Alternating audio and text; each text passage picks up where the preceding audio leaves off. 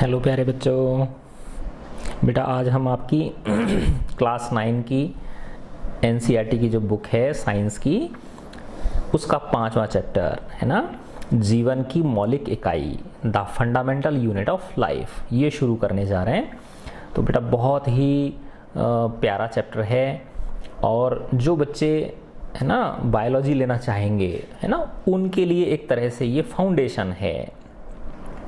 मैं आपको विश्वास दिलाता हूँ बेटा कि इस लेसन को पढ़ने के बाद आप जो है ना बायोलॉजी से प्यार करने लग जाओगे, ठीक है, क्योंकि ये हमारे खुद के जीवन से संबंधित है। तो देखो बेटा, अपन ने तीसरे और चौथे चैप्टर में परमाणु, अणु, इनके बारे में पढ़ा था, उनकी संरचना के बारे में पढ़ा था। तो जैसे जिस प्रकार से धातु और अधातु होते हैं है ना, मेटल्स और नॉन मेटल्स होते हैं, ठीक है ना, जैसे लोहा, तांबा, सोना, चांदी है ना, ये तो क्या हो गए, धातु हो गए। अधातु में गैसेस होती हैं, ऑक्सीजन, हाइड्रोजन, ठीक है ना, और कुछ उपधातुएं होती हैं, बीज के से गुण होते हैं जिनमें, ठीक है ना। तो इनकी जो मूल चीज है, यानी वो किससे बनते हैं, वो परमाणु से बनते हैं, एटम से बनते हैं, है ना। तो उसकी मूल इकाई क्या होती है उनकी, धातु अधातु की जो प्रकृति के अंदर पदार्थ पाए जाते हैं परमाणु होते हैं। वैसे ही है ना जो जीव हैं, है ना, जीव, सजीव जिनको बोलते हैं, है ना। अब वो जो सजीव है, लिविंग थिंग्स, उन सजीवों के अंदर दो चीज आती हैं, एक प्लांट्स आते हैं और एक एनिमल्स आते हैं। आपने छोटी क्लासेस में पढ़ा होगा कि प्लांट्स जो होते हैं, पौधे जो होते हैं, वो भी सजीव होते हैं। तो इनकी जो मौलिक इकाई है, अब एनिमल्स में देखो बेटा, एनिमल्स के नाम से हमारे मन में क्या विचार आता है, गाय, भैंस, इनके बारे में, कुत्ता, इनके बारे में आता है। लेकिन मानव जो है ये भी एक एनिमल है, मानव को भी एनिमल में ही रखा जाता है, ठीक है ना। तो जीव है ना, जीव का मतलब क्या हुआ, प्लांट्स एंड एनिमल्स। इनकी जो मूल इकाई है, जैसे धातु अधातु की मूल इकाई क्या थी, परमाणु थे, एटम्स थे, है ना। हालांकि वो अलग है कि उनके अंदर जो है ना वो जिस प्रकार से उनके अंदर क्या होते हैं, प्रोटॉन्स, न्यूट्रॉन्स, इलेक्ट्रॉन्स होते हैं, तो वैसे ही जो ये जीव हैं, सजीव हैं, प्लांट्स, एनिमल्स हैं, इनकी मूल इकाई जो होती है उसको क्या बोलते हैं हम, कोशिका बोलते हैं। कोशिका, सेल, CELL, सेल, है ना। तो जिस प्रकार से परमाणु के अंदर अपरमाणु कण होते हैं, वैसे ही जो सजीवों की जो मूल इकाई है ना, जिसको कोशिका बोलते हैं, उसके अंदर भी कोशिकांग होते हैं। कोशिका अंग, कोशिका प्लस अंग बराबर कोशिकांग हो गया, है ना, जिनको हम सेल ऑर्गेनेल्स बोलते हैं, है ना।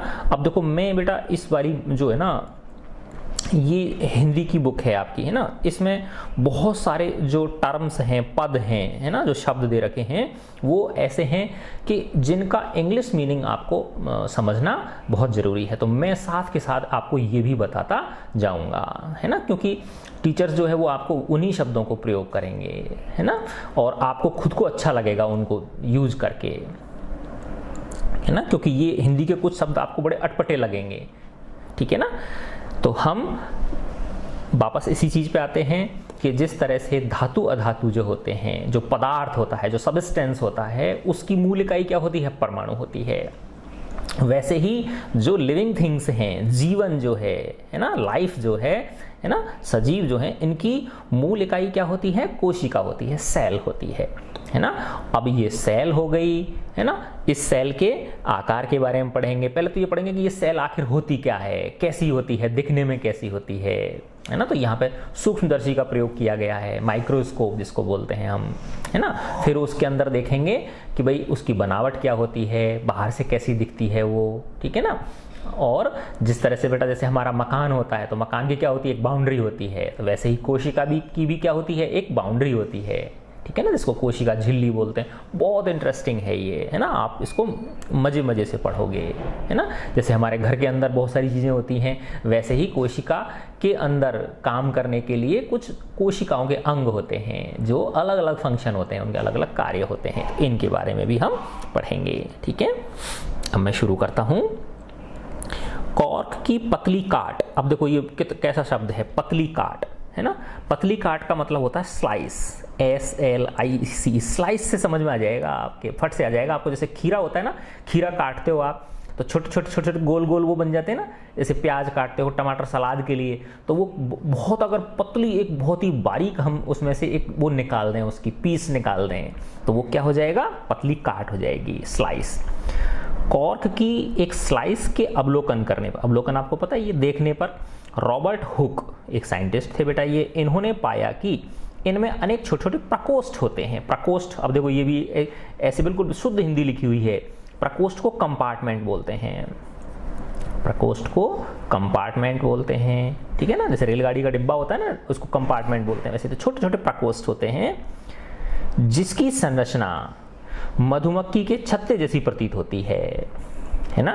एक साइंटिस्ट थे रॉबर्ट हुक, उन्होंने कॉर्क, अभी देखो ये कॉर्क क्या होता है बेटा, कॉर्क जो है ना, जैसे पौधा होता है ना, तो पौधे की जो छाल होती है ना, जैसे तना होता है, तने के ऊपर छाल होती है ना, ऊपर की जो लेयर होती है, बार्क जिसको बोलते हैं इंग्लिश में, BARK, बार्क, है ना, तो उसको कॉर्क बोलते हैं। जैसे इसमें दिखा रखा है आगे, कॉर्क एक पदार्थ है जो वृक्ष की छाल से प्राप्त होता है, बार्क से प्राप्त होता है। छाल को इंग्लिश में क्या बोलते हैं, बार्क।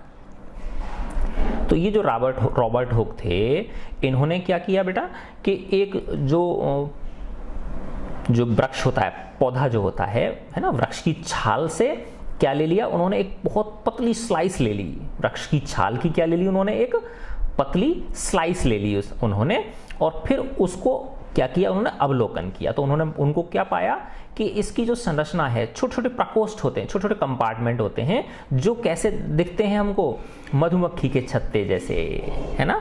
वो हमें मधुमक्खी के छत्ते, हनी कॉम्ब, इंग्लिश में मधुमक्खी के छत्ते को क्या बोलते हैं, हनी कॉम्ब बोलते हैं, है ना, सिप जैसे प्रतीत होते हैं। सन 1665 में हुक ने इसे स्वनिर्मित सूक्ष्मदर्शी, है ना, सेल्फ मेड माइक्रोस्कोप से उसने देखा, है ना। रॉबर्ट हुक ने इन प्रकोष्ठों को कोशिका कहा। यस, देखो सबसे पहले रॉबर्ट हुक ने क्या नाम दे दिया उनको, उन प्रकोष्ठों को, छोटे छोटे जो कंपार्टमेंट दिखे उसको, है ना। वैसे सादा आंखों से हम देखेंगे तो वो कुछ नहीं दिखेगा, भूरा भूरा सा ऐसा दिखेगा हमको, लेकिन जब उसने उसी चीज को सूक्ष्मदर्शी के माध्यम से देखा तो उसे कैसे दिखे वो, जैसे मधुमक्खी के छत्ते की संरचना होती है ना, इस तरह से देखा होगा आपने, ऐसे फिर ऐसे फिर ऐसे फिर ऐसे ऐसे ऐसे कंपार्टमेंट से होते हैं ना, उसमें ऐसे कुछ इस तरह की चीजें होती हैं, ठीक है ना। तो ऐसी संरचना दिखी उसे, ठीक है ना। तो वो उनको क्या नाम दिया उसने, प्रकोष्ठों को कोशिका कह दिया उसने। सेल लैटिन शब्द है, लैटिन है ना, रोम होता है ना बेटा, जो इटली के अंदर है ना, रोम है ना, वहाँ एक रोमन साम्राज्य हुआ करता था, तो वहाँ जो भाषा प्रयोग होती है उसको लैटिन भाषा बोलते हैं हम, है ना। तो एक लैटिन शब्द है जिसका अर्थ है छोटा कमरा, स्मॉल रूम। उपरोक्त घटना छोटी तथा अर्थहीन लगती है ना, लगती हो, लेकिन विज्ञान के इतिहास में यह एक बहुत ही महत्वपूर्ण घटना है। इस प्रकार सबसे पहले हुक ने देखा कि सजीवों में अलग अलग एकक होते हैं। अब देखो ये एकक, ये एक नया चार्ट, इसका मतलब होता है ना, अलग अलग यूनिट होते हैं, सेपरेट यूनिट्स। अलग अलग एकक का मतलब क्या हो गया, सेपरेट यूनिट्स, है ना, सेपरेट यूनिट्स होते हैं। इन एककों का वर्णन करने के लिए, अब देखो बेटा मैं एक एक लाइन पढ़ रहा हूं आपको, जिससे कि सारी चीजें आपको अच्छी तरह से समझ में आ जाएं। इन एककों का वर्णन करने के लिए जीव विज्ञान में कोशिका शब्द का उपयोग आज तक किया जा रहा है। तो जो रॉबर्ट हुक ने प्रयोग किया था वही आज तक ये चीज चलती आ रही है। आओ हम कोशिका के बारे में जानकारी प्राप्त करें। सजीव किससे बनते हैं, तो हमने देखा था ना अभी कि सजीव जो हैं इनकी मूल इकाई क्या है, कोशिका है, सेल है ना। अब ये एक्टिविटी दिखा रखी है इसमें, क्रियाकलाप, है ना। प्याज का एक छोटा टुकड़ा लो, है ना, चिमटी की सहायता से, है ना, छोटा टुकड़ा का मतलब जैसे प्याज है आपका कुछ ऐसे ना, इस तरह से ऐसा कुछ प्याज है ना। तो बेटा जब इसमें से आप जो है ना, इसकी ऊपर का वो एक परत उतार दी, फिर दूसरी परत उतार दी, फिर, है ना, तो जैसे वो परतें होती हैं, जैसे परत उतारते हो आपने, तो जैसे ऐसी परत कुछ इस तरह की बन गई आपके पास, ऐसी ये मिल गई आपको, है ना। तो इसकी ये जो अंदर वाली सतह है ना, इस पे तुमने कभी देखा होगा, गौर किया होगा, तो एक पतली सी झिल्ली होती है जिसको अपन हटा भी सकते हैं, है ना, अंदर की उसमें एक बहुत बारीक हर प्याज की लेयर में निकलती है वो, ठीक है ना। तो उस झिल्ली को इन्होंने क्या किया था साइंटिस्ट ने बेटा, कि एक प्याज लिया, उसका छिलका उतार के फिर ये ऐसे उतारते चले गए, तो उसकी जो लेयर्स निकलती हैं उन लेयर्स में से किसी एक में से किसको, उस जो पतली बारीक वाली झिल्ली थी उसको अलग कर लिया, है ना। और उस झिल्ली को फिर उन्होंने माइक्रोस्कोप से देखा, है ना, तब जाके पता चला अरे वाह, इसके अंदर छोटे छोटे एक जैसी संरचनाएं दिखी, है ना, अलग अलग कंपार्टमेंट्स दिखे ऐसे, ये जो चित्र दिखा रखा है ना ये वाला, है ना, इस तरह के दिखे उनको, है ना। तो देखो ये जैसे एक हिस्सा ये हो गया, एक हिस्सा ये हो गया, एक ये हो गया, तो ये एक जैसी संरचनाएं दिख रही नहीं दिख रही हैं, क्या दिख रही हैं, ये एक जैसी संरचनाएं। ये बहुत बड़ा करके उसको देखा, है ना, माइक्रोस्कोप से, तब ये इस प्रकार की संरचनाएं दिखी, तब उनको पता चला अच्छा ये है कोशिका, है ना। तो देखो एक कोशिका ये हो गई, एक कोशिका ये हो गई, एक ये हो गई, एक ये हो गई, तो इस तरह से वो जो झिल्ली थी, है ना, जब उसको मैग्नीफाई करके देखा, जब उसको बड़ा करके देखा, तो इस तरह की संरचनाएं दिखी रॉबर्ट हुक को, तब उसने इनको क्या नाम दे दिया था ना, अच्छा उसने तो कॉर्क को देखा था, है ना, लेकिन आप भी जो हमारे साइंटिस्ट हैं वो लोग भी इस तरह से उस झिल्ली को जब देखेंगे माइक्रोस्कोप से, तो इस प्रकार की संरचनाएं हमको दिखेंगी, है ना। तो ये जो आइडेंटिकल एक जैसी संरचनाएं हमको मिल रही हैं, ये क्या कहलाती हैं, कोशिकाएं कहलाती हैं। और इन कोशिकाओं के बीच में देखो ये जो काले काले से धब्बे हैं, है ना, छोटे छोटे डॉट दिखे ना, ये केंद्रक होता है, बहुत इंपॉर्टेंट पार्ट है, ये हम इसमें आगे पढ़ेंगे। इसको न्यूक्लियस बोलते हैं केंद्रक को, है ना। तो हर कोशिका का एक बहुत ही इंपॉर्टेंट पार्ट होता है जिसको हम क्या बोलते हैं, न्यूक्लियस बोलते हैं, ठीक है ना। तो इस एक्टिविटी में यही दर्शाया गया, जो प्याज वाली बात बताई ना मैंने आपको, वही चीज है, ठीक है। तो देखो बेटा इसमें चैप्टर में समय लगेगा, है ना, आराम आराम से आप मेरे साथ करें इसको, तो पूरी तरह से आपके कंसेप्ट बन जाएंगे इसमें, ठीक है। तो प्याज का एक छोटा सा टुकड़ा लिया हमने, चिमटी की सहायता से, फोर्सेप्स, चिमटी को फोर्सेप्स बोलते हैं, की सहायता से हम प्याज की अवतल सतह, ये वाली दिख रही है बेटा, ये इस तरह की जो है ना अंदर की ओर जो उभार होता है इसमें, ये अवतल सतह कहलाती है, कॉनकेव सरफेस कहलाती है। ये भीतरी सतह की ओर से झिल्ली उतार लेते हैं, वो मैंने बताया पतली बारीक सी झिल्ली उतार ली उसमें से हमने, है ना, एक लेयर उतार ली हमने। इस झिल्ली को तुरंत पानी वाले वॉच ग्लास में रख दिया। वॉच ग्लास का मतलब होता है जैसे एक तरह से कांच की कटोरी मान लो, एक बड़ी प्लेट मान लो, जैसे चाय पीने की होती है ना कप प्लेट होती है, तो वो प्लेट जो होती है वैसी एक कांच की प्लेट वो होती है, प्लेट होती है, इसको वॉच ग्लास बोल देते हैं, में रख लेते हैं। इसमें इससे झिल्ली मुड़ने अथवा सूखने से बच जाए, क्योंकि उसमें पानी है, पानी के अंदर डाल देते हैं उस झिल्ली को, तो जिससे वो मुड़ने और सूखने से क्या होती है, बच जाती है, ठीक है ना। वो मुड़ने और सूखने से क्या हो गई, बच गई, उसमें डाल दिया हमने उसको। अब हम झिल्ली का क्या करें, अरे प्रयोग करते हैं ना, क्या करें, क्या हो गया, इसका प्रयोग करेंगे हम, ठीक है ना, यस। तो अब एक कांच की स्लाइड लो, है ना। स्लाइड का मतलब क्या होता है, जैसे तुमने कभी देखा होगा पहले वो जैसे हॉस्पिटल में जाते हैं ना अपन ब्लड टेस्ट कराने, तो ऐसे कांच की एक स्लाइड सी होती है ना, और उस पर हमारी मलेरिया टेस्ट करते हैं ना बेटा, तो उसमें ऐसे बूंद डाल देते हैं और फिर ऐसे रगड़ते हैं उसको एक दूसरे को, ऐसे यूं कभी देखा होगा आपने, तो ब्लड को ऐसे कर लेते हैं, है ना। तो वो स्लाइड हो गई। स्लाइड का मतलब एक आयत के आकार का कांच का एक पतली सी बारीक वो एक स्लाइड हो गई है। इस पर पानी की एक बूंद डाल ली हमने। अब वाच ग्लास में रखी झिल्ली के एक छोटे, अब वो जो झिल्ली रखी थी हमने वाच ग्लास के अंदर प्याज की, है ना, उसमें से एक छोटा सा हिस्सा लिया हमने, है ना। वाच ग्लास में रखी झिल्ली के इस छोटे से टुकड़े को इस स्लाइड पर रखा, इस कांच की स्लाइड पर। यह ध्यान रखें कि झिल्ली बिल्कुल सीधी हो, है ना। एक पतला पेंट ब्रश, है ना, पतला पेंट ब्रश लिया हमने, इस झिल्ली को स्लाइड पर रखने में आपकी सहायता कर सकता है, तो उससे पकड़ के उस पर रख सकते हैं हम आसानी से। अब इस पर एक बूंद सैफ्रामाइन, अब देखो यहाँ गलत है बेटा, ये आपकी बुक में ये सैफ्रेनिन है। क्या है ये, सैफ्रेनिन, SAFRANIN, सैफ्रेनिन, ठीक है ना, SAFRANIN, सैफ्रेनिन की एक बूंद डाल दी हमने, है ना। इसे अब सैफ्रेनिन जो है ना बेटा, ये एक तरह से थोड़ा कलर होता है इसमें, है ना, जैसे ब्राउन कलर मान लो, है ना, ब्राउन कलर का सा होता है, तो ये रंगने के काम आता है किसी भी चीज को, है ना। किसके काम आता है बेटा, ये रंगने के काम आता है ना, कलर देने के काम आता है। तो उस वाच ग्लास में से हमने एक छोटा सा पीस लिया था उस झिल्ली का, उसको कांच की स्लाइड पे रख दिया, और स्लाइड पर क्या रख दी थी हमने, बूंद डाल दी थी पानी की, है ना। और इसके लिए हमने पतले पेंट ब्रश का मतलब उसको पकड़ ऐसे उसमें चिपक जाएगी वो पेंट ब्रश में, वो है ना, थोड़ी सी टुकड़ा है ना उसका, वो चिपक के इस पर रख दिया।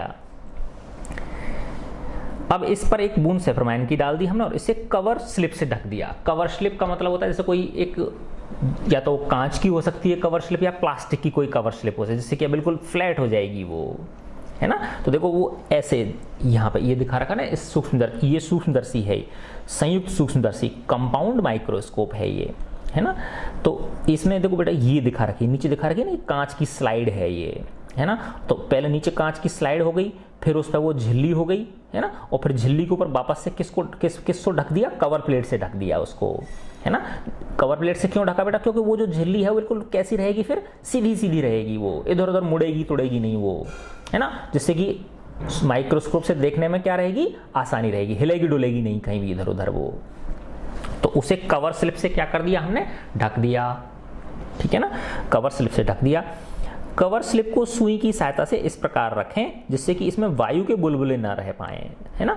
कि अब वो जो कवर स्लिप से ढक रहे हैं हम उसको, झिल्ली को, है ना, तो ये ध्यान रहना चाहिए कि वो हवा नहीं रहनी चाहिए उसके अंदर, एयर नहीं रहनी चाहिए, एयर का बबल, जैसे तुमने देखा होगा ना बेटा, जो मोबाइल होता है तो इस पर जो टेम्पर लगवाते हैं अपन, टेम्पर ग्लास, तो कभी नोट किया आपने वो, है ना, कि उसके बीच में टेम्पर ग्लास और जो मोबाइल की जो स्क्रीन होती है उसके बीच में एयर नहीं रहनी चाहिए, है ना। और एयर रह जाती है ना कई बार बाय द वे, तो बेटा वो खराब हो जाता है और बहुत गंदी, देखने में बहुत बुरी लगती है फिर वो, ठीक है ना। तो कवर स्लिप को सुई की सहायता से इस प्रकार रखें जिससे कि इसमें वायु के बुलबुले ना आने पाए, यानी एयर नहीं रहनी चाहिए, एयर बबल्स उसमें नहीं रहने चाहिए। अपने अध्यापक की सहायता ले सकते हैं आप इसमें। हमने प्याज की झिल्ली की अस्थायी स्लाइड, एक टेम्परेरी, अब देखो इसमें अस्थायी टेम्परेरी होता है, स्लाइड के लिए आपकी जो है ना, स्लाइड समझ गए ना आप, एक तरह से एक देखने के लिए, है ना, इसको ऑब्जर्व करने के लिए हमने ये जो व्यवस्था बनाई, है ना। एक कांच की क्या ली थी हमने, एक स्लाइड ली थी, फिर उसके ऊपर वो झिल्ली रखी, फिर उसको कवर प्लेट से ढक दिया। तो ये जो एक व्यवस्था बनाई हमने, ये अस्थायी स्लाइड कहलाती है ये, है ना। क्योंकि इसको दूसरी अस्थायी क्यों है, इसको हटाओ, वापस से फिर दूसरा टुकड़ा ले लो, है ना। अभी प्याज की झिल्ली लिए, फिर किसी दूसरी चीज की झिल्ली ले लो आप, पत्ती रख दो उसमें बीच में, पत्ती की कोशिकाएं ऑब्जर्व कर सकते हो आप, है ना। तो एक टेम्परेरी हमने क्या बना दिया, माउंट बना दिया, है ना। अस्थायी स्लाइड को इंग्लिश में क्या बोलते हैं, टेम्परेरी माउंट, है ना। तो माउंट ध्यान रखना ये, है ना, MOUNT, ये बना दी हमने। अब हम इसे पहले कम शक्ति वाले, पहले तो इसको लो पावर वाले, फिर उसके बाद हाई पावर वाले कंपाउंड माइक्रोस्कोप से देखते हैं, संयुक्त सूक्ष्मदर्शी से इसको हम देखते हैं, पहले लो पावर वाले से और फिर हाई, यानी इसी में व्यवस्था होती है। ये जो माइक्रोस्कोप होता है ना, इसी में दो तरह की, एक तो पहले कम उसकी पावर का होता है इसके अंदर, फिर उसकी सेटिंग को जब हाई पावर पर कर देते तो हमको वो दूसरी जो है ना बहुत बारीक चीजें भी उसमें दिखने लग जाती हैं, समझ गए ना बेटा। इस तरह से है। आपने क्या देखा हमने, इस तरह की चीज हमको दिखाई दी, है ना, जब माइक्रोस्कोप के द्वारा, यानी जब इस माइक्रोस्कोप में ये जो स्लाइड है, इस स्लाइड में क्या रखा हुआ है, एक झिल्ली का पीस रखा हुआ है, प्याज की झिल्ली का एक पीस रखा हुआ है, लेयर रखी हुई है, उसको जब हमने माइक्रोस्कोप से देखा तो हमको ऐसा दिखा, इस तरह की संरचना हमको दिखी, तब ये कन्फर्म हो गया कि अच्छा ये कोशिकाएं होती हैं, है ना बेटा। अब तुम कहोगे ये कोशिका होती कितनी बड़ी है ना। इसका जो आकार है वो ऐसे समझो, आपके 1 मीटर लिया आपने, कितना लिया बेटा, 1 मीटर लिया, इसके 1 लाख हिस्से कर दो आप, कितने हिस्से कर दो, 1 लाख हिस्से कर दो, है ना। तो बहुत छोटा आएगा कि नहीं आएगा, कितना छोटा आएगा सोचो, है ना। वो आकार जो, यानी 1 मीटर के 1 लाख टुकड़े कर दिए आपने, तो वो जो एक टुकड़ा होगा वो कोशिका के आकार को बताएगा। इतनी सी होती है कोशिका, बहुत छोटी होती है। तो क्या हम 1 मीटर के 1 लाख टुकड़े को हमारी आंखों से देख सकते हैं क्या, नहीं देख सकते। उसके लिए हमको किसकी जरूरत पड़ेगी, माइक्रोस्कोप की जरूरत पड़ेगी। आए ना बात समझ में, ठीक है ना। तो अब ये कह रहे हैं कि आप जो संरचना सूक्ष्मदर्शी के द्वारा देखते हो उसे कागज पर खींच सकते हो। यस, ये बना दी ना हमने कागज पे, ऐसे ही हम बना सकते हैं उसको। क्या यह चित्र 5.2 जैसी दिखाई देती है, यस, ये इस चित्र के जैसी ही दिखाई। तो प्याज की झिल्ली की कोशिकाएं, है ना। तो ये किसकी सेल्स हैं, जो प्याज था, है ना। तो अच्छा, ये जो कहा था ना इसने प्याज का एक छोटा सा टुकड़ा लो, तो छोटा सा टुकड़ा लेने का मतलब क्या है बेटा कि उसको ऐसे काटना नहीं है, जैसे ऐसे ऐसे बीचों बीच काट दिया प्याज को, है ना। यानी पहले ऊपर की लेयर उतारी, फिर दूसरी लेयर उतारी, फिर तीसरी लेयर उतारी, है ना। तो ऐसे ऐसे बना, तीसरी लेयर उतारी, तो बाद में तुमने देखा होगा वो जैसे वो टॉर्च का बल्ब होता है ना, कुछ ऐसी आकृति बन जाएगी ना उसकी, है ना। टॉर्च की जो बल्ब होता है हमारा, वो इस तरह की आकृति बची रह जाएगी, वो तो अनियन बल्ब बोलते हैं उसको, है ना। उसमें से फिर वो झिल्ली हमने निकाली है। ठीक है, यहां तक समझ में आ गया आपके।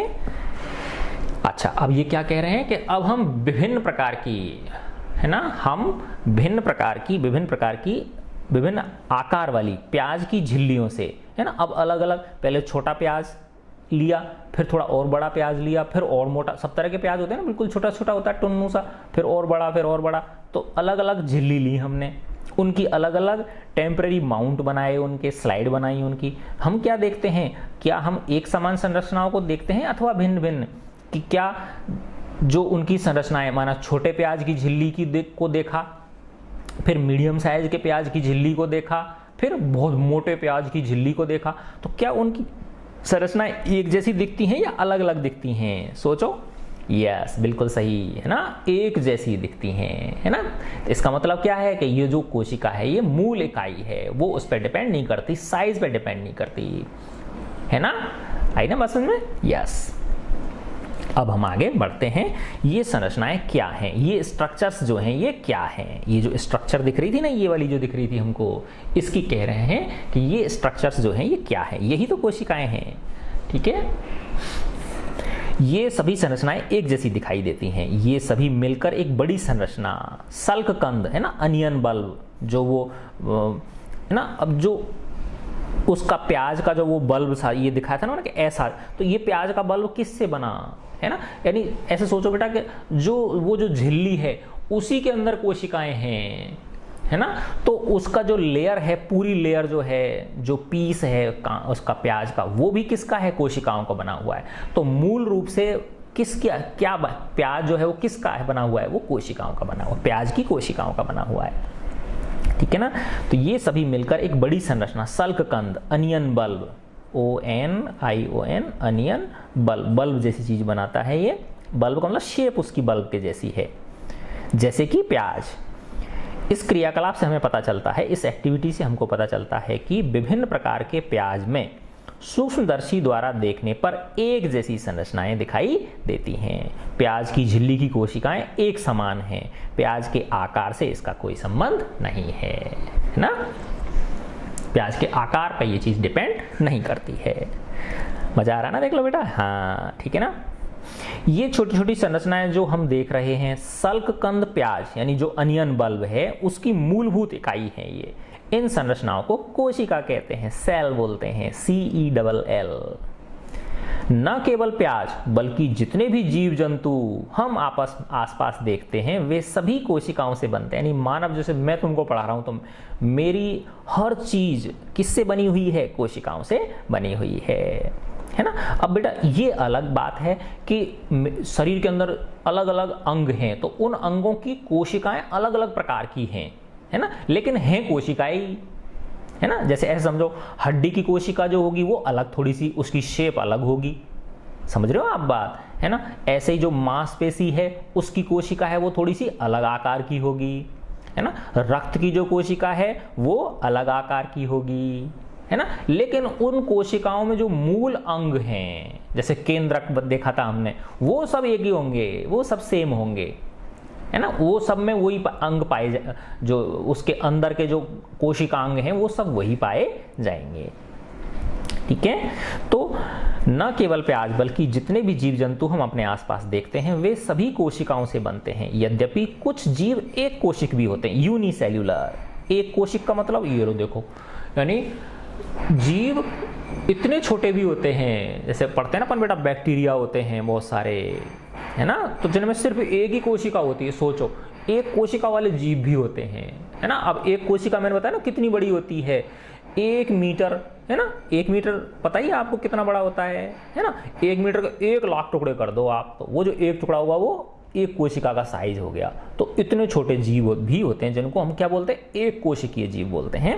यूनिसेल्यूलर,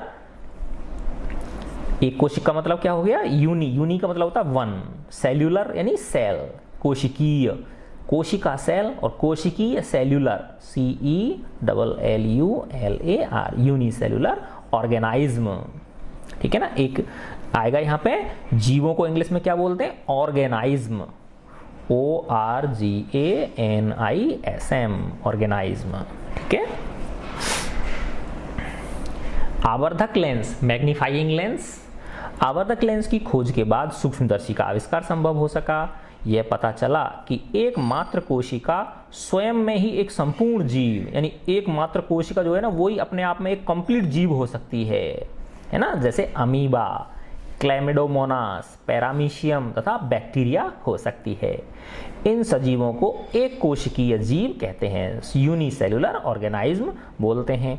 इसके अतिरिक्त बहुकोशिक जीवों में जो मल्टी सेल्यूलर, एक कोशिक को यूनिसेल्यूलर और बहुकोशिक को मल्टी सेल्यूलर, तो जो मल्टी सेल्यूलर ऑर्गेनाइज्म होते हैं उनमें अनेक कोशिकाएं समाहित होकर मिलकर विभिन्न कार्यों को संपन्न करने हेतु विभिन्न अंगों का निर्माण करती हैं, है ना। जैसे मनुष्य के शरीर में फेफड़े हैं, तो फेफड़े के अंदर अलग प्रकार की जो है ना कोशिकाएं, वो इकट्ठी होकर फेफड़े का निर्माण कर लिया। कुछ अलग प्रकार की कोशिकाओं ने मिलके किसका निर्माण कर लिया, लिवर का निर्माण कर लिया। कुछ अलग प्रकार की कोशिकाओं ने हड्डियों का निर्माण कर लिया, तंत्रिकाओं का निर्माण कर लिया, है ना। तो जो मल्टी सेलुलर ऑर्गेनाइज्म जैसे कि मानव है ना, इनमें अनेक कोशिकाएं समाहित होकर विभिन्न कार्यों को संपन्न करने हेतु विभिन्न अंगों का निर्माण करती हैं, है ना। इसके कुछ उदाहरण हैं फंजाई। अच्छा एक मजेदार चीज बताऊं बेटा, है ना, इसकी ये जो फंजाई है ना, इसकी स्पेलिंग होती है बच्चों FUNGI, है ना। पहले मैं इसको फुंगी बोलता था, क्या बोलता था, फुंगी, FUNGI, फुंगी। तो एक टीचर ने जोर से डांटा, बोले क्या फुंगी फुंगी कर रहा, पुंगी बजाएगा क्या। ठीक है ना। तो ये होता क्या है बेटा, फंजाई, है ना। वैसे नॉर्मली हम देखेंगे तो फुंगी बोलेंगे ज्यादातर कोई बच्चा, ठीक है ना, लेकिन ये इसका उच्चारण कैसे होता है, फंजाई होता है। ओके, तो कुछ उदाहरण हैं जैसे फंजाई कवक, पादप प्लांट्स और जंतु एनिमल्स। ठीक है। क्या हम कुछ और एक कोशिक जीवों के विषय में पता कर सकते हैं, तो और भी मल्टी सेलुलर, वो यूनिसेलुलर ऑर्गेनाइज्म हो सकते हैं, ठीक है ना। जैसे इसमें दिया ना, अमीबा, क्लैमिडोमोनास, पैरामीशियम, बैक्टीरिया, शायद यूग्लिना भी होता है, शायद पिछली क्लासों में पढ़ा होगा आपने, है ना। तो और भी आप ढूंढ सकते हो। प्रत्येक बहुकोशिकीय जीव एक कोशिका से ही विकसित हुआ है। कैसे हुआ भाई, क्योंकि कोशिकाएं क्या होती हैं, एक कोशिका दूसरी कोशिका को जन्म देती है ना। तो इस तरह से उनमें रिप्रोडक्शन होता है। क्या होता है, उनके अंदर रिप्रोडक्शन होता है, ठीक है ना। जैसे ऐसे समझो आप, जैसे एक बीज बोया हमने, एक चने का जो दाल होती है ना, वो बोई हमने अंदर खेत के अंदर, तो फिर वो फूट आता है ना, पौधा बनता है उसका, तो फिर वो कितना बड़ा होता जाता है, फिर इतना बड़ा हो जाता है। तो जो चने का बीज है वो शुरू में क्या है, एक ही कोशिका है वो, है ना। फिर वो कोशिका क्या होती है, विकसित होती जाती है, यानी एक कोशिका अन्य कोशिकाओं को रिप्रोड्यूस करने लग जाती है, वो उत्पादन करने लग जाती है, ठीक है ना। तो इस चीज को बोलते हैं हम कोशिका विभाजन बोलते हैं बेटा, यानी एक कोशिकाओं में से अनेक कोशिकाओं का निर्माण की जो प्रक्रिया होती है उसको क्या बोलते हैं हम, कोशिका विभाजन बोलते हैं, ठीक है ना, सेल डिवीजन, ठीक है। तो कोशिकाएं विभाजित होकर, सेल्स जो हैं ये डिवाइड होकर अपने ही जैसी कोशिकाएं बनाती हैं। इस प्रकार सभी कोशिकाएं अपनी पूर्ववर्ती कोशिकाओं, विभाजित का मतलब क्या होता है, डिवीजन। तो इस प्रकार सभी कोशिकाएं जो हैं ये अपनी पूर्ववर्ती कोशिका, अब देखो पूर्ववर्ती कोशिका को क्या मतलब है, pre existing cells, pre existing cells, है ना, प्री एग्जिस्टिंग सेल्स से उत्पन्न होती हैं। तो कोशिका कहां से बन रही है बताओ, जो ऑलरेडी कोशिकाएं हैं उन्हीं वही कोशिकाएं क्या होती हैं, डिवाइड होती जाती हैं, तो और अनेक कोशिकाओं का निर्माण होता है। जैसे छोटा बच्चा होता है बेटा, है ना, तो आप ये देखो बेटा, जब माँ गर्भ धारण होता है ना, तो सिर्फ एक कोशिका बनती है, क्या होती है, सिर्फ एक कोशिका, यानी आधी कोशिका मम्मी की तरफ से आती है ना, आधी कोशिका पापा की तरफ से आती है, तब जाके एक कोशिका बनती है, सिर्फ एक कोशिका, ठीक है ना। फिर उस कोशिका में क्या होता है ना, डिवाइड होती है वो, है ना, विभाजन होता है उस कोशिका का, तो फिर और कोशिकाएं बनती चली जाती हैं, भ्रूण बन जाता है फिर, है ना। फिर वो बच्चा बड़ा होने लग जाता है माँ के पेट में, है ना, फिर 9 महीने बाद उसका जन्म होता है। तो यानी वो सिर्फ सिंगल सेल थी शुरुआत में, वही सेल आगे डिवाइड होती गई, अनेक सेलों का निर्माण होता चला गया। और फिर जैसे जैसे उम्र जैसे जैसे समय होता गया, है ना, तो पहले तो देखो सिंगल सेल थी, फिर उसी में से बने हैं उस बच्चे के, उसी में से हाथ बने छोटे छोटे से माँ के पेट के अंदर ही, उसी में से उसकी नाक बनी, आँख बनी, कान बना, हड्डी बनी उसकी, है ना। सारी चीज़ें जो है ना उस एक कोशिका में से ही अनेक कोशिकाएं निर्मित होती चली जाती हैं, और फिर वो अलग अलग प्रकार की कोशिकाएं जो है वो ग्रुप बना के क्या बना लेती हैं, अलग अलग अंगों का निर्माण करती हैं, ठीक है ना। तो इस प्रकार कोशिकाएं क्या होती हैं, डिवाइड होती हैं, है ना। और ये कहां से होती हैं, सभी कोशिकाएं अपने पूर्ववर्ती कोशिकाओं से ही उत्पन्न होती हैं, प्री एग्जिस्टिंग सेल्स से ही ये उत्पन्न होती हैं।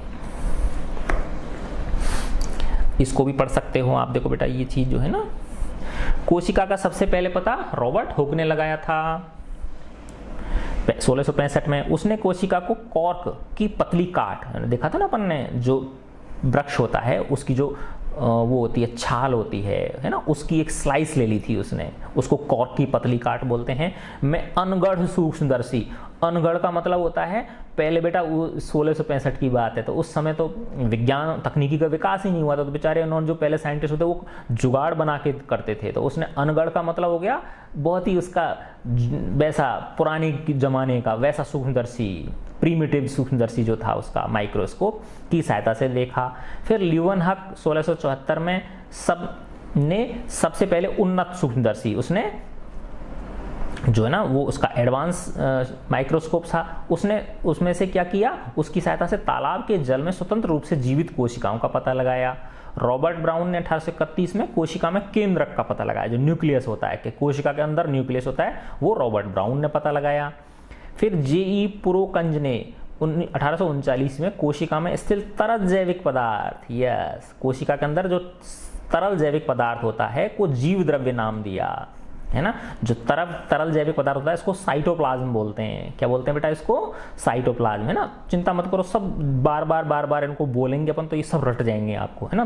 तो दुखी होने की बिल्कुल जरूरत नहीं है ना, कि ये पता नहीं क्या क्या सर रामायण बोल रहे हैं, ठीक है ना। तो ये सब चीज़ आपको बेटा याद हो जाएंगी, बिल्कुल बस एंजॉय करते हुए पढ़ो आप इसको, आगे तक बढ़ते जाओ बस। उसको उसने क्या नाम दे दिया, जीव द्रव्य नाम दे दिया। तो जीव द्रव्य को प्रोटोप्लाज्म बोलते हैं, ठीक है ना। 2 जीव वैज्ञानिक एम स्लीडन और टी स्वान ने कोशिका सिद्धांत के विषय में बताया, सेल थ्योरी के बारे में बताया उन्होंने। इस सिद्धांत के अनुसार सभी पौधे तथा जंतु कोशिकाओं से बने हैं, प्लांट्स और एनिमल्स। मनुष्य भी किस में आता है, जंतु में आता है, ये एनिमल्स में आता है, और वे जीवन की मूलभूत इकाई हैं। जो कोशिकाएं हैं, जो सेल्स हैं, ये क्या हैं, ये जीवन की मूलभूत इकाई हैं। विर्चो, ये भी साइंटिस्ट था, ने कोशिका सिद्धांत को और आगे बढ़ाया। उन्होंने बताया कि सभी कोशिकाएं पूर्ववर्ती कोशिकाओं से बनती हैं, यस, प्री एग्जिस्टिंग सेल से बनती हैं ये।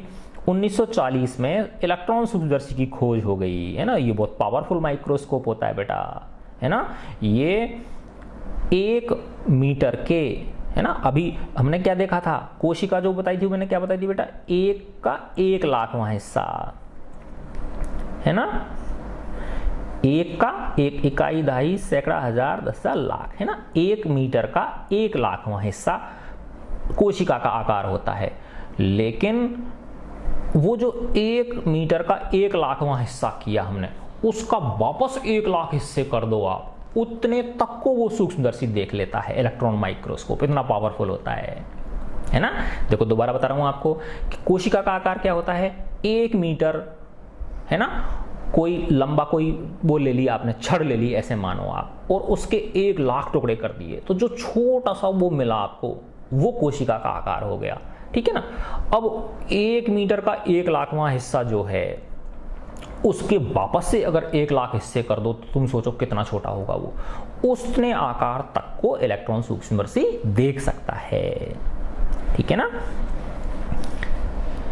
तो इलेक्ट्रॉन सूक्ष्मदर्शी की खोज के बाद, इलेक्ट्रॉन माइक्रोस्कोप की खोज के बाद कोशिका की जटिल संरचना, उसकी जो कॉम्प्लेक्स स्ट्रक्चर है ना, तथा बहुत से अंगक, अब देखो ये अंगक, तुम कहोगे सर ये अंगक से तो लग रहा है रोटी खा लो, अंगा है ना, तो ये अंगक का मतलब होता है जो उसके अंदर अंग होते हैं, है ना, ऑर्गेनेल्स, बार बार मैं बोल रहा हूं ना, ऑर्गेनेल्स, NELLEL, सेल ऑर्गेनेल्स, ठीक है ना, ऑर्गेनाइज्म, जीव, ठीक है ना, जीव को क्या बोलते हैं, ऑर्गेनाइज्म बोलते हैं, और अंगक है ना, ऑर्गेनेल्स।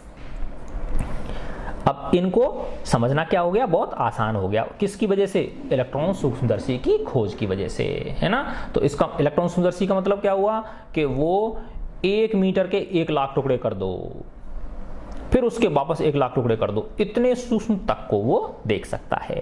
अब एक वापस एक एक्टिविटी इसने और करी है, इसको और पढ़ लेते हैं हम, ठीक है ना बेटा, जल्दी बिल्कुल भी नहीं करेंगे, मैंने बताया ना आपको आराम आराम से समझना है इन चीजों को, ठीक है, भाग के जाना कहाँ है, हमको पढ़ाई तो करनी है। हम पत्ती की झिल्ली, है ना, अभी देखो इसने किसकी झिल्ली ली थी बेटा, प्याज की झिल्ली ली थी, है ना। अब इसने लीफ होती है ना, पत्ती जो होती है किसी भी पौधे की पत्ती की झिल्ली, है ना। अब अभी देखो ये झिल्ली के लिए एक अलग शब्द यूज हुआ है बेटा, पील बोलते हैं इसको, PEEL, पील, है ना। तो लीफ पील ली उसने। प्याज की मूल अग्र, देखो कितने शानदार नाम है, कितने खतरनाक है ना, मूलाग्र। मूल क्या होता है बताओ, जड़ होता है, और अग्र का मतलब आगे का हिस्सा, तो जड़ का जो आगे का हिस्सा होता है, टिप ऑफ रूट, उसको मूलाग्र बोलते हैं, है ना। देखो हिंदी समझाने के लिए इंग्लिश बोलनी पड़ रही है, क्या जमाना आ गया है ना। तो प्याज की मूलाग्र अथवा विभिन्न आकार के प्याज की झिल्ली की अस्थायी स्लाइड बनाई हमने। तो अलग अलग स्लाइड बना ली, जो पत्ती होती है ना, उसकी पील ले ली, लीफ की पील ले ली, पील का मतलब झिल्ली। प्याज की जो रूट की टिप होती है, प्याज की जो जड़ होती है, उस जड़ का आगे का हिस्सा, उसकी एक हमने क्या बना ली, एक स्लाइड उसकी बना ली, उसका छोटा सा हिस्सा ले लिया उसमें से, है ना। या अलग अलग प्रकार की प्याजों की झिल्ली ले ली हमने, है ना। तो इस तरह से खूब सारी हमने स्लाइड तैयार कर ली, और फिर इनको सबको किसमें देखा, अलग अलग सबको रख के किसमें देखा, सूक्ष्मदर्शी से देखा उनकी संरचना को। उपरोक्त क्रियाकलाप करने के बाद निम्नलिखित प्रश्नों के उत्तर दीजिए। क्या सभी कोशिकाएं आकार तथा आकृति की दृष्टि से एक जैसी दिखाई देती? अब देखो बेटा इस प्रश्न का उत्तर क्या होगा, सोचो। क्या सभी कोशिकाएं आकार तथा आकृति की दृष्टि से एक जैसी दिखाई देती है ना। अब देखो इसमें क्या है, पत्ती है, एक प्याज की जड़ का आगे का हिस्सा है, और एक प्याज की झिल्ली है ना। तो क्या होगा बेटा कि जो पत्ती है, पत्ती के अंदर की जो कोशिकाएं होंगी, है ना, अनेक असंख्य कोशिकाएं होती हैं, वो एक जैसी दिखेंगी, वो आपस में वो एक जैसी होंगी। लेकिन वो जो पत्ती की जो पील है ना, झिल्ली है, उसकी कोशिका जो प्याज की झिल्ली की कोशिका है, उससे उसका आकार क्या होगा, अलग होगा, यानी शेप अलग होगी। अंदर जो कोशिकांग होंगे वो तो सब में सेम होंगे, आगे पढ़ेंगे हम, है ना, जैसे केंद्रक होता है, ठीक है ना, और भी बहुत सारी चीजें हैं। तो वो अंदर के जो अंगक हैं वो सब सेम होंगे, लेकिन उनके आकार क्या होंगे, अलग अलग होंगे। लेकिन खुद जो है, जैसे माना पत्ती है, लीफ है ना, उसकी कोशिकाएं सब आपस में एक जैसी होंगी। प्याज की जो मूल है, रूट की जो टिप है, उसकी सारी की सारी कोशिकाएं एक जैसी होंगी, है ना। लेकिन एक पत्ती की जो झिल्ली की कोशिका है, वो एक प्याज की जड़ के आगे की हिस्से की जो कोशिका है, उससे आकार में, आकृति में क्या होगी, भिन्न होगी। वो ये कहना चाह रहा है ये, ठीक है। क्या सभी कोशिकाओं की संरचना एक जैसी दिखाई देती है ना। अंदर की जो संरचना है वो एक जैसी होगी, है ना, लेकिन आकार क्या होगा उनका, अलग अलग होगा, ठीक है ना। क्या पादप के विभिन्न भागों में पाई जाने वाली कोशिकाओं में कोई अंतर होता है? यस, है ना, देखा ना बेटा कि पत्ती जो है उसकी कोशिका का आकार अलग होगा, है ना। देखो मैंने खुद का बताया था ना बेटा, मानव का, कि मानव के अंदर कितने सारे अंग हैं, है ना। जैसे जो ब्लड की सेल होती है उसका अलग आकार होता है, जो तंत्रिका की कोशिका होती है उसका अलग आकार होता है, हड्डी की कोशिका जो होती है उसका अलग आकार होता है समझे नहीं समझे बात? तो वैसे ही पौधे के अंदर जो विभिन्न भाग हैं, पौधे की पत्ती हो गई, जड़ हो गई, तना हो गया उसकी, है ना, उनकी कोशिकाओं का आकार जो होगा वो क्या होगा, अलग होगा। लेकिन एक जैसी, जैसे पत्ती पत्ती की कोशिकाओं को देखा आपने तो वो आपस में समान होंगी, जड़ जड़ की कोशिकाओं को देखा तो वो आपस में समान होंगी। ये है कहने का मतलब, ठीक है ना। तो क्या पादप के विभिन्न भागों में पाए जाने वाली कोशिकाओं में कोई अंतर होता है? यस, उनमें आपस में अंतर होता है। हमें कोशिकाओं में क्या समानता दिखाई देती है? क्या समानता दिखाई देती है बताओ? उन अंगों की, जो कोशिकाओं के अंदर जो अंगक हैं, सेल ऑर्गेनेल्स हैं, वो क्या होंगे, वो सेम होंगे। समझे ना बात बेटा? ठीक है, यानी जो मूलभूत अंग हैं उनके अंदर वो सब में सेम है, उनके आकार क्या होंगे, अलग अलग होंगे। ठीक है, देखो इसमें बिल्कुल स्पष्ट हो जाएगा आपके, यहां दिखा रखा है ना ये, यस। कुछ जीवों में विभिन्न प्रकार की कोशिकाएं भी हो सकती हैं। निम्नलिखित तस्वीरों को देखो, ये मानव शरीर की कुछ कोशिकाएं, जैसे देखो ये चिकनी पेशी है ना, तो देखो जो मांसपेशी होती है उसकी कोशिका इस तरह की होती है। रुधिर ब्लड सेल्स जो होती है उनकी कोशिका, तो अलग अलग आकार हो गए कि नहीं हो गए इनके, है ना। तंत्रिका कोशिका, देखो इसमें चित्र छूट गया ये, है ना, इसमें बीच का ये रह गया। तंत्रिका कोशिका तो मैंने पढ़ा होगा बेटा ये, है ना, शायद 8वीं क्लास में थी या नहीं थी मुझे नहीं पता बेटा, है ना। तो देख लेना तुम, इसमें इंग्लिश की बुक में से देख लेना तो ये पता चल जाएगा, इसकी शेप ऐसी होती है ना। ये इसकी आकार अलग है। अंडाणु जो होता है ना, ओवम, अंडाणु को इंग्लिश, पेशी को मस्कुलर बोलते हैं बेटा, मसल्स। रुधिर ब्लड सेल्स, तंत्रिका कोशिका नर्व सेल, अंडाणु ओवम, OVUM, ओवम। ठीक है, शुक्राणु स्पर्म, SPRM, स्पर्म, ये माँ के होता है, ये पिता के होता है बेटा, है ना। वसा कोशिका, फैट सेल्स, देखो ये सब कोशिकाएं, चिकनी पेशी कोशिका, ब्लड सेल, तंत्रिका कोशिका, अंडाणु, शुक्राणु, लेकिन इन सबका आकार क्या है बोलो, अलग अलग है ना। आकार अलग अलग है, लेकिन इन कोशिकाओं के अंदर के जो मूल तत्व होंगे वो सेम होंगे, है ना। जैसे तुम समझो कि चांदी, लोहा, लोहे का परमाणु, है ना, और सोने का परमाणु, ठीक है ना, उनके आकार अलग अलग होंगे, ठीक है ना, लेकिन उनके अंदर क्या है, वही सेम चीज है, प्रोटॉन न्यूट्रॉन इलेक्ट्रॉन। उसमें भी प्रोटॉन न्यूट्रॉन इलेक्ट्रॉन होंगे, उसमें भी प्रोटॉन न्यूट्रॉन और इलेक्ट्रॉन, तो वही सेम चीज इसमें है ना। तो देखो बेटा, कोशिकाओं की आकृति तथा आकार उनके विशिष्ट कार्यों के अनुरूप होते हैं, जो स्पेशल कार्य उनको करना है उसके हिसाब से होते हैं वो। कुछ कोशिकाएं अपना आकार बदलती रहती हैं, जैसे एक कोशिक अमीबा, जो यूनिसेलुलर अमीबा एक जीव होता है बेटा, एक ही कोशिका का जीव होता है ना, सिर्फ एक ही कोशिका होती है, इतना बहुत छोटा जीव होता है। तो इसकी कोशिका क्या करती है, आकार बदल लेती है, अपनी शेप बदल लेती है। कुछ जीवों में कोशिका का आकार लगभग स्थिर रहता है और प्रत्येक प्रकार की कोशिका के लिए विशिष्ट होता है। उदाहरण के जैसे तंत्रिका कोशिका, है ना। प्रत्येक जीवित कोशिका में कुछ मूलभूत कार्य करने की क्षमता होती है। तो जो प्रत्येक जीवित कोशिका है वो कुछ स्पेशल फंक्शंस कर सकती है, ठीक है ना, स्पेशल कार्य कर सकती है, जो सभी सजीवों का गुण है। एक जीवित कोशिका के ये मूलभूत कार्य, एक जीवित कोशिका ये मूलभूत कार्य कैसे करती है, हम जानते हैं बहुकोशिक जीवों में श्रम विभाजन होता है। जैसे बेटा समाज के अंदर हर व्यक्ति का अलग अलग कार्य होता है, कोई कारपेंटर का कार्य कर रहा है, ठीक है ना, कोई स्वीपर का कार्य कर रहा है, कोई ऑफिस का कार्य कर रहा है, कोई परचूने की दुकान का कार्य कर रहा है, कोई सब्जी की ठेला लगा रहा है। जैसे समाज के अंदर हर व्यक्ति इंपॉर्टेंट होता है ना, कोई किसी का काम बड़ा नहीं, किसी का काम छोटा नहीं है, हर व्यक्ति का काम इंपॉर्टेंट है। वैसे ही हमारी जो जितने भी प्लांट्स और एनिमल्स हैं उनके अंदर विभिन्न प्रकार की जो कोशिकाएं होती हैं उनके अलग अलग कार्य होते हैं और वो सबके कार्य इंपॉर्टेंट हैं। तो उसको श्रम विभाजन बोलते हैं, डिवीजन ऑफ लेबर, यानी सबका काम अलग अलग है, जैसा कि मनुष्यों में होता है। इसका अर्थ यह है कि शरीर के विभिन्न अंग विभिन्न कार्य करते हैं। जैसे मनुष्य के शरीर में जो हार्ट होता है वो ब्लड को पंप करता है, जो स्टोमक होता है हमारा आमाशय वो भोजन का पाचन डाइजेशन करता है। इसी प्रकार एक कोशिक जीवों में भी क्या होता है, श्रम का विभाजन होता है, लेबर का डिवीजन होता है। वास्तव में ऐसी प्रत्येक कोशिका में कुछ विशिष्ट घटक होते हैं, कुछ स्पेशल कंपोनेंट्स होते हैं जिन्हें कोशिकांग कहते हैं। सेल ऑर्गेनेल, कोशिका प्लस अंग, सेल और अंग को ऑर्गेनेल, तो सेल ऑर्गेनेल्स होते हैं, है ना। अंदर कुछ विशिष्ट घटक होते हैं, वो सब में सेम होंगे। तो प्रत्येक कोशिकांग एक विशिष्ट कार्य करता है, जैसे कोशिका में नए पदार्थ का निर्माण, अपशिष्ट पदार्थों का निष्कासन, तो कोशिका के अंदर नया पदार्थ बनाना है, नए सब्सटेंस को मैन्युफैक्चर करना है, या जो वेस्ट हैं उनको एक्सक्रीट करना है, निष्कासन करना है, आदि आदि। ठीक है ना। कोशिकाओं के कारण ही, कोशिकांगों के कारण ही, जो कोशिकाओं के अंग हैं, कोशिकांगों के कारण ही, सेल ऑर्गेनेल्स के कारण ही एक कोशिका जीवित रहती है और अपने सभी कार्य करती है। ये कोशिकांग मिलकर एक मूलभूत इकाई का निर्माण करते हैं, एक बेसिक यूनिट ऑफ लाइफ बनाते हैं, ये जिसे कोशिका कहते हैं।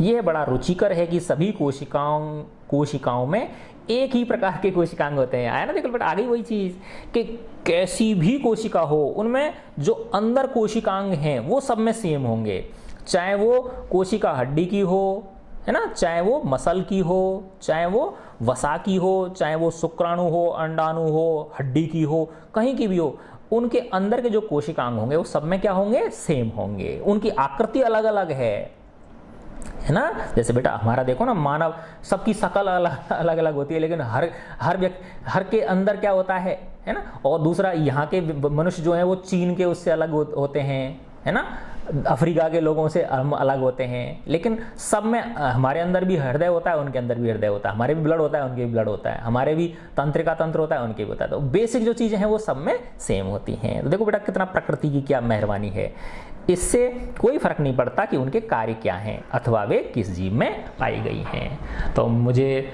आशा है शायद आपको ये अच्छा लगा होगा, और बेटा अगर अच्छा लगता है तो मुझे कभी कभार कमेंट्स में बता दिया करो यार। हाँ ठीक है बच्चों, गॉड ब्लेस यू ऑल।